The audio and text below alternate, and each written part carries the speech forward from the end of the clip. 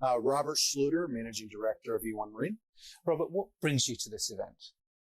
What brought me to this event is that, I know that Northern Europe and Scandinavia in particular are very keen on adopting cleaner energy, decarbonize the marine industry. We offer a unique solution, I think, to help drive demand for fuel cell power solutions because we really impact the economics. Now, in terms of your unique solution, is it commercially ready and are you starting to license it out? So the technology is commercially ready. Actually, E1 Marine is a joint venture where we license the technology from the other company, Element One Corp.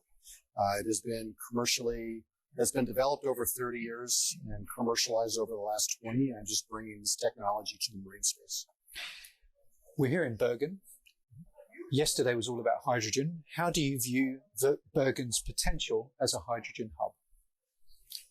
Well, as my understanding is that Bergen is the major port for Norway. And so as a hydrogen hub, you've got a lot of clean energy, a source of clean energy. And so I think its potential for developing a hydrogen economy here is fairly unique. And you've got a business population that is willing to try this new form of energy. So I think there's a lot going for it.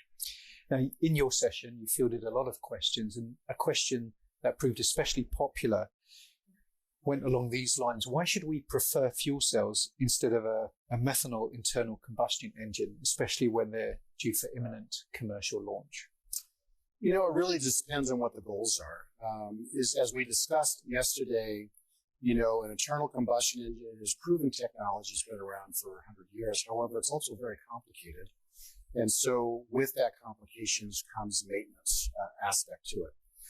But the larger purpose here, and really the reason we're exploring clean energy anyhow, is really related to the emissions. So even if you have cleaner fuels going in during an internal combustion engine, you're still creating nitrous oxides, which has 7 times the impact of CO2 as far as emissions go, and you're still producing some particulates in many of the cases, not all the cases. It was an ammonia engine as an example.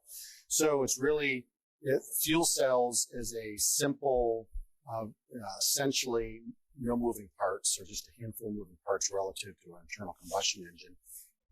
There's nothing that's preventing it having the same economics as an internal combustion engine, and you have a much better efficiency, which drives the OpEx, and you have a much better emissions profile. So all of those, when you get to scale, make it a much more attractive solution despite its green footprint than an internal combustion. But it's going to take time. We're talking about generations.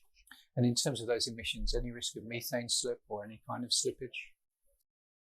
So when we talk about, we're talking about my particular technology, which is methanol hydrogen generation. We're talking about parts per million, very, very tiny, like 5 nines type of emissions. So it's very, very tiny amount of methane that goes out. So it's inconsequential in the big scheme. And in terms of your particular technology, what is the startup time for your reformer? So when you go from what we would call a typical application where it's just sitting and waiting to generate hydrogen, typically you go through your safety protocols, which is about 60 seconds or so. As soon as that's done, then you turn on the pump and immediately start producing hydrogen. And then you have a ramp rate, about 8 minutes to 100% output and, perhaps 20, 25 minutes for 105% production, rate of production. And finally, Rob, we're at the midpoint of the Maritime Hybrid Electric and Hydrogen Fuel Cells Conference. How have you found it? Has it been worth your time? Very much so. I mean, you come to these conferences because you're looking to meet people and solve problems together. And so I've had a number of very productive meetings in regards to new ship builds. And so that's really important for us at this point.